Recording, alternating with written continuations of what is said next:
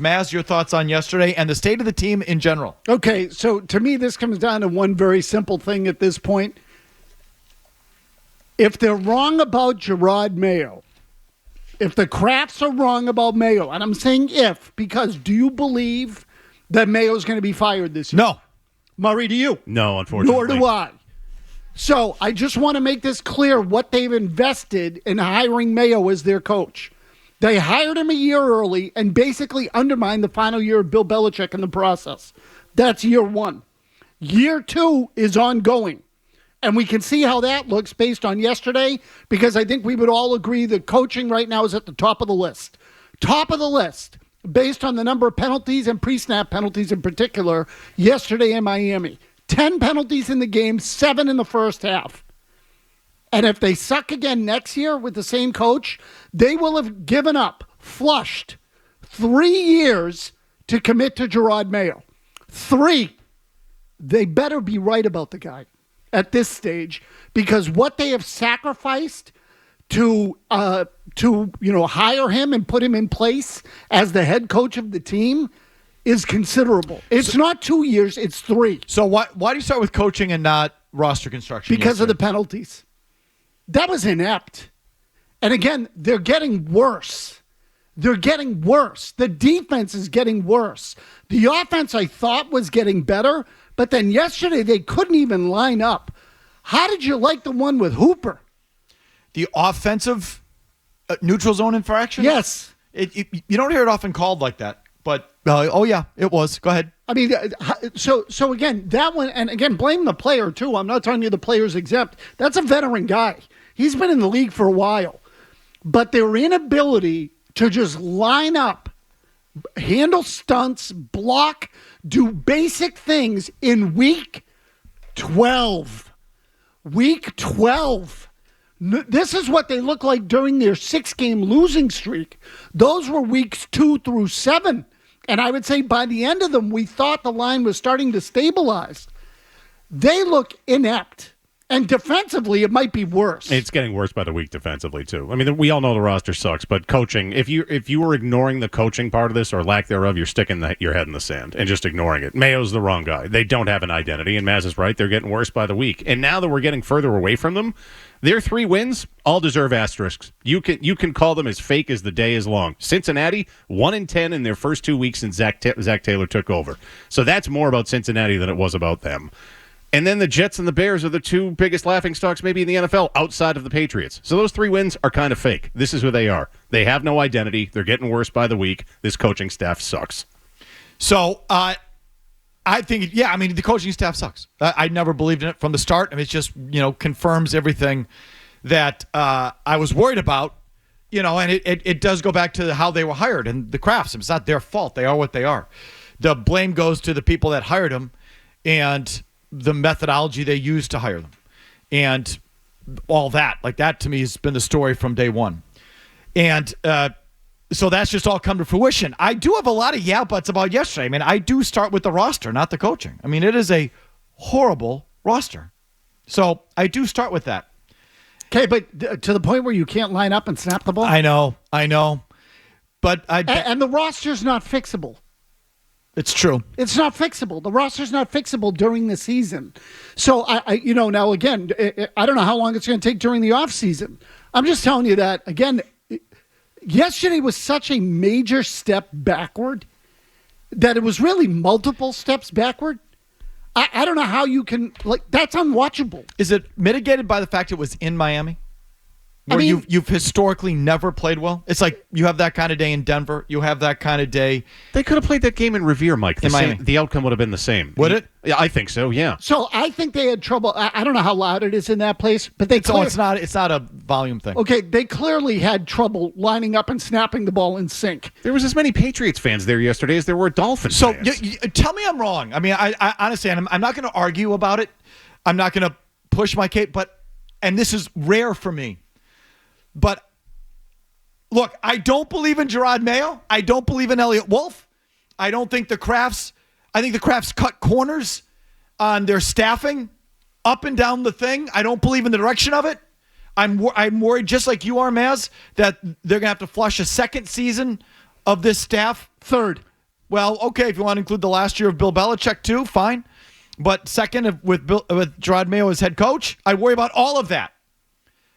But I've seen the Patriots go down to Miami and stink before. Be at their worst. I have. So, like, I sort of have a little bit of a yeah, but in there. How about defensively? So, I don't believe in Covington. One of the bigger things that's coming to the forefront of why I don't believe in Mayo is that he doesn't even have answers on defense. Bingo. Like, that to me is a red flag. There are plenty of inexperienced head coaches in the league who came from one side of the ball or the other and are really raw when it comes to clock, game management, game flow, in-game decisions. Like, I get all of that. But most of those guys, 90% of the guys, of those inexperienced guys, came from one side of the ball where they're going to take over that side of the ball if it's listing. And they're going to say, give me the play sheet, give me the playbook, give me the game plan. I'm going to at least I can take care of the offense. At least I can take care of the defense. At least I can take care of this. And the fact that Gerard Mayo is not influential on defense, to me, is a massive red flag. I mean, boy, you can't be like, he goes right to CEO, head coach, and you have no area of expertise at all? Like, you can't shore up anything? So, big concern. Totally. It's just not about yesterday. You know what I mean? I've seen it before. I've seen Brady and Belichick go down there and play their worst and be their worst. But those were one-offs. I know. I mean, that's so. Please tell me I'm wrong. I'm just telling you my thing in my gut. You're wrong. That second Achane touchdown, where no one is around him. I know. That's about Miami and playing in Miami and being a house of horrors. You're right. They're not on the same page. No one knows what the hell that they're doing. There was no one near him. I heard Zoe say in the broadcast too, like he wouldn't be that open in practice. That's about them and their ineptitude. That's not about Miami. On that play, it was like they sounded a horn. No, I'm not done. Hold on. It's like they sounded a horn and told the Patriots to evacuate the defensive left. Evacuate. There's like a natural disaster taking place over there, whether it's a tidal wave, tropical storm. They were in southern Florida. Could have been a hurricane. Any one of a million things. Evacuate the left side of the field, please. Evacuate. And seriously, he walked in. 617-779-0985. Mark Daniels, among others, Greg Bedard, we have sound. He said it last night in the post game. I think Andrew Callahan, maybe others. Like, there's a bunch of reporters said the locker room yesterday was a little too light post game. Again, light is, I guess, how to put it. Bedard might have said unaffected or unbothered. Mark Daniels, Mass Live, tweeted, while Drake May looked upset following the Patriots' loss, it was a different scene around the corner with several players on offense smiling and laughing with one another.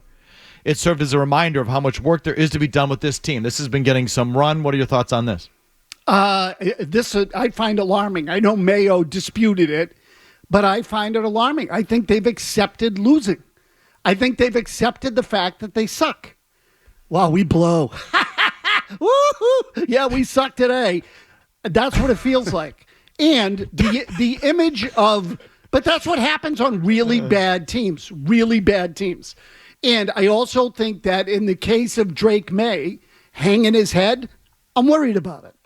This would worry me if I'm the Patriots. Okay. That's the most concerning part. Definitely. He's the one that cares. He's the one that's surrounded by a bunch of guys that, again, and plus, a loss in Miami. Big whoop. Everybody gets done tonight. Everybody gets done tonight. So tonight's going to be a good night. Yeah, tonight.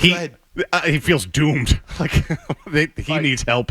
So my real tangible concerns, Mayo doesn't even have any answers on defense.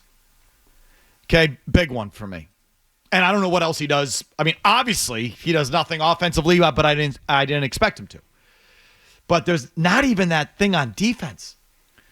So, like, it's one thing if you're a good team and you're a CEO head coach, like Belichick or all the old guys are CEO head coaches, or Tomlin now. Like, they've got a good squad. You can be a CEO. When you suck, you've got to be a problem solver. So I don't see it from Mayo, even where he should be that problem solver. Big, real issue. Drake May developing bad habits. Okay, that is something I want to get to. The nature of the loss, I just have a yeah, but because it's Miami, I've seen it before. And the post-game mood is another thing I'm not going to, because I've seen it before. We've all seen it. If you've covered pro sports and you've been in these locker rooms, there are times you go in the locker room and it's like, this doesn't feel right. Like these guys are a little too loose when they should be down. And it doesn't amount to anything. Sometimes it does. I'm not. There's been bad teams like remember Chris Canty? Of course, like in that era of Patriots team. Yeah. Okay, so that team was too loose, and it was symptomatic of a bad team. But I've seen good teams that brushed off losses where I thought they should have been bent out of shape, and they weren't, and they were still good teams, and it didn't mean anything. I'll just give you, I guess, another glaring example that taught me a lesson.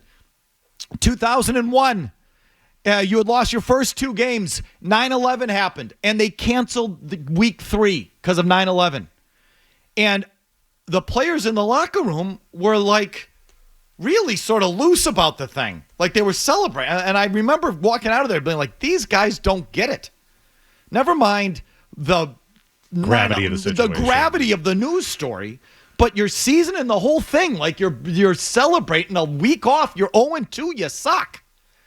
And you're going nowhere. Well, we all know what happened the rest of that season. So, like, it just didn't. When was that again? After week 2? Yeah. When did Brady start playing? Yeah, right there. Right about there. So this is my point. Yeah, who's the Brady in this scenario? Well, but the point is, you get rolling, you get winning, and everything sort of falls into place. When you lose, it just didn't mean anything in the long run. When I thought it would, where I thought it was symptomatic, I thought it was a tell. So, and I would normally agree with you, given a requisite amount of talent and coaching. I know, and I'm going back. And this team doesn't have it. My example for you is 24 years old. So it's just, I know.